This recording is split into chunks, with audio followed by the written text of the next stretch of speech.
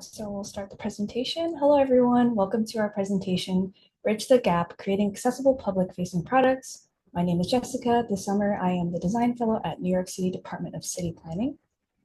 And I'm Wendy. I'm the other design fellow at the New York City Department of City Planning this summer. To give some context, New York City NYCDCP is New York City's primary land use agency whose work impacts the city's physical and social economic framework. At the Geographic Data and Engineering team, we provide the public with digital tools to navigate and communicate with the various processes from zoning to equitable development. And we collaborate with teams like application engineering and data engineering to ensure our tools are consistent and accessible during the implementation process. And here at the design team, we guide individuals on best approaches to create sustainable products with long-term impacts. So here's a brief overview of the wide projects we were able to work on this summer. And we'll be focusing on how our design system, Streetscape, was inspired by our work on the Capital Project portal and how we applied it to our designs for Zap the Serve. So our main goal for the design system project is to create a foundation for design for a consistent and accessible UX across DCP products. And to explain why there was a need for this, first I would like to introduce our initial project for this fellowship, the Capital Projects portal. So the Capital Projects portal is one of DCP's many public-facing digital tools, and we were tasked to update its design. After we were able to analyze the current design and organize our ideas, it was time to make design updates, and these updates were made following DCP's design system. And for anyone unfamiliar, a design system is a set of guidelines and components. For example, it outlines what color should be used and what's the style for a button across a product. It's the building blocks to design and development, ensuring consistency and efficiency across an organization. So when we were updating the CEPP, we followed the design system that was built previously by DCP designers, but we noticed some problems with it. So firstly, a lot of DCP products don't follow this design system. The 4 products highlighted here all have their own styles and interactions, and this inconsistency can make the organization's identity unclear. In fact, our supervisor actually commented once on how it'd be great if DCP had one collective look to its products. And furthermore, the DCP design system was incomplete and outdated. We saw some colors weren't following accessibility guidelines, one library was left empty, and styles just lacked flexibility to be used across various scenarios. So in summary, the issues with the design system included inconsistent UI UX, which can lead to user confusion and an unclear organization identity. It also creates scalability issues as designers and developers may end up wasting time and resources without having this source of truth. So as the only 2 designers on the team, we became highly interested in pursuing how might we build upon DCP's design system to streamline workflows and drive consistency across products.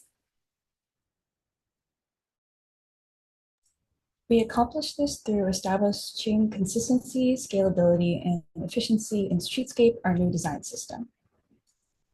From a high-level perspective, we wanted to create a home base for designers and developers to sync our workflows on the creation of digital products. We saw that application engineering used Storybook as their sandbox to test and iterate on UI elements, and decided to adopt the name Streetscape, their name for their Storybook website, to align our counterparts together. One of our goals is to lay out foundational groundwork through the use of design tokens.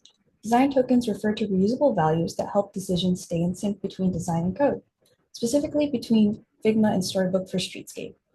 Another goal was to document standards and guidelines for best UX practices, which include styling guides which outline visual preferences to their respective counterparts, as well as UX standards which illustrate how certain interactions should play out. We first had to figure out the complexity of our system. What specific needs do we need to address to create a flexible foundation for our workflow? We started off by diving into the design system database that contains popular design systems.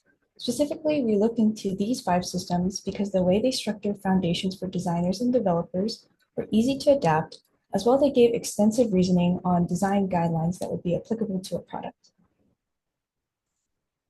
To create foundational groundwork for the tools in our design system, we created design tokens to sync design and code. Figma is a designer sandbox to create wireframes and prototypes. Within Figma, design tokens are organized into libraries and components. Libraries store and organize commonly used styles, while components are reusable UI elements like a button. Currently, we have 6 foundational libraries, ranging from responsiveness, so things related to grids, breakpoint, and prominence, and readability, which is colors, typography, spacing, and iconography. Components are styled by our libraries, and this keeps consistency across our UI and makes it easier to update everything globally since they're linked to a library and/or component. Storybook is our developer sandbox to organize how they create and test UI elements. For Storybook, design tokens are organized into tokens and components. Similar to Figma, a storybook token is the equivalent to a library, and components should behave similarly to its Figma counterparts. We are able to connect our designer and developer workflows by implementing a plugin to embed our Figma files into our Storybook website. This provides an updated visual aid for developers in their workspace as we link specific Figma files to their Storybook counterparts. The design system has many moving parts, so documentation is crucial to note down the reasons for design decisions. Our GitHub design repo contains markdowns that has information about changes in Figma and Storybook, as well as a design glossary for commonly used phrases within Streetscape. We also made a note to highlight on things we've explored, what went well, wrong, and next steps. With Figma being the design hub where wireframes and prototypes lives, we use change logs to note down feedback and how our design has changed. So as we wrap up the design system, we wanted to validate our redesign and ensure that it meets its intended goals. And an opportunity presented itself when we began a new project, which was called Zap Listserv. This project required making an email notification system for DCP's existing product called Zap, and we utilized Greetscape when creating wireframes, including sign-up flow and design of the emails itself. Through this, we learned that Streetscape is WCAG-AA compliant, which is the standard accessibility level that most organizations strive to meet. It also provides a consistent visual language, so as DCP begins to follow this new design system, we can establish a stronger identity and make products seem uniform. However, we also recognize the work in doing so, as developing and integrating a new design system requires a significant investment of time. In addition, we also noticed how it needed even more flexibility to accommodate for the diverse use cases across DCP products. So feedback like this allowed for us to adjust Streetscape accordingly. As we establish the foundations of our design system, here are some good objectives to consider as Streetscape moves on to its next phase, such as having everyone get familiar with both designer and developer environments, and starting to think about strategies to incorporate user feedback and testing to validate and update our system. And our call to action is, a strong foundation allows for flexibility to accommodate the broad audience we serve. And here are some of our takeaways from exploration into civic tech.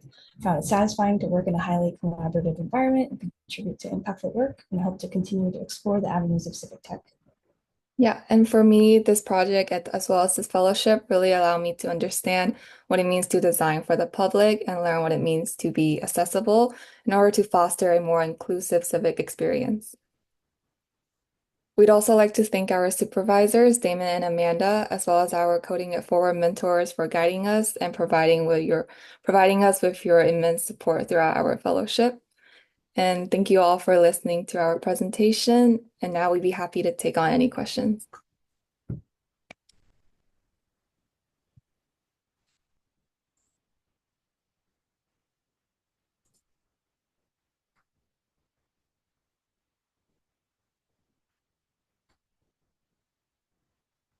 If there are no questions, we also have some extra details that are going more in depth into different design decisions we have, so we can go over those as well if no one has any questions. So I'll pass this over to Wendy to talk about the capital projects portal. Yeah, so as we talked about before, the Capital Projects Portal was our first project for this fellowship.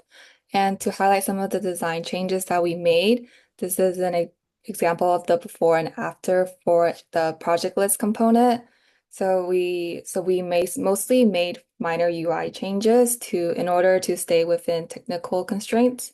So, for example, one change we made was changing the icon to be more representative of its action, as well as increasing the text size to be more readable, and including changing the pagination UI due to design best practices.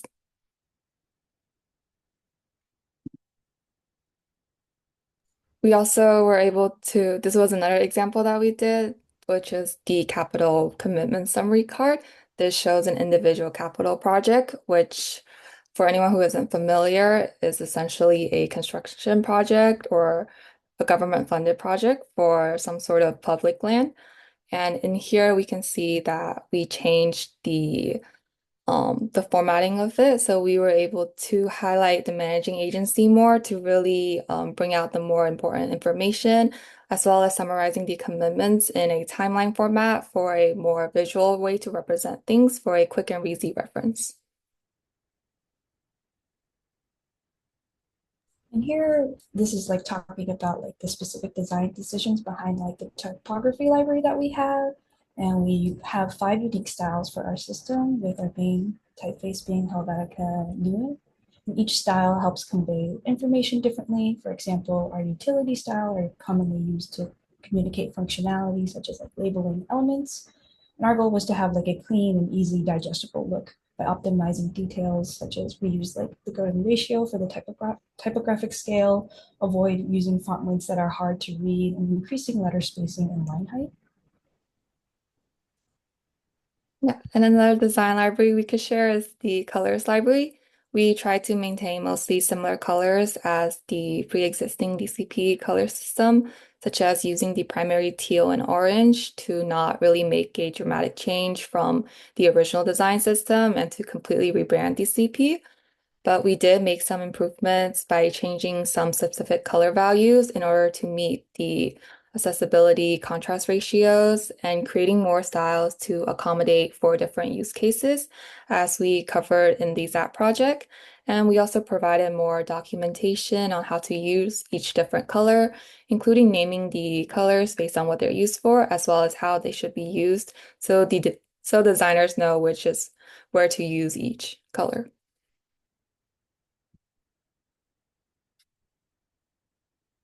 And this is our redesign of Eddie. So while we were creating Streetscape during its pilot version, we wanted to test the different libraries while working on it to make sure everything aligns correctly. So we tested it on a more modern product that one of the more modern products at NYCDCP, which is the Equitable Development Data Explorer. And as you can see, we made different changes to test if we can improve the informational hierarchy and branding cohesiveness, such as following the new grid layout and spacing. The hierarchy of text is more evident, and making the color contrast for the logo become more subtle. And one of our another projects we dived into that we didn't really go in depth in our presentation was working on making more user-friendly metadata. So we collaborated with the data engineering team to create metadata that would highlight important information for our users before accessing our data products, such as like different data sets.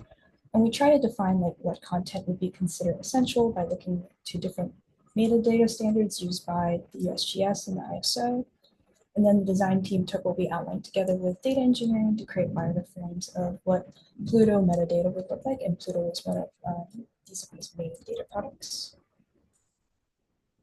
And here's a before and after of, and our goal was to make information easier to digest at a glance, as our primary audience uses metadata to get like a brief overview of what content is present. So like highlighting the Pluto version number and breaking information more into subsections, because before a lot of the information were like nested without a clear structure.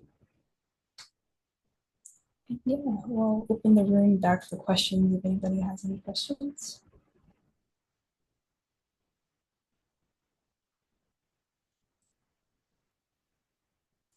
I'll just comment, great job. I really like the demo where you showed us the before and afters. It was really easy to see, like, just a really big difference in accessibility about the information.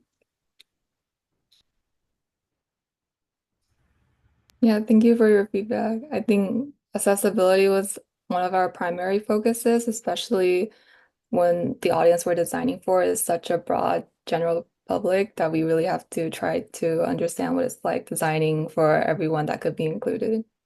Yeah, thank you.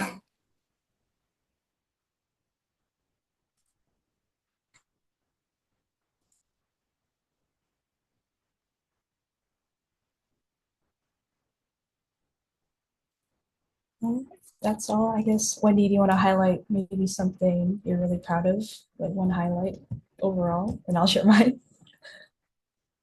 I'll quickly share because we only have 10 seconds. For me, I've never done any work on a design system, so this was all completely new to me. Same, this was my first time working on a design system, and it was really fun to work with Wendy overall to create this. Thank you all. See you guys.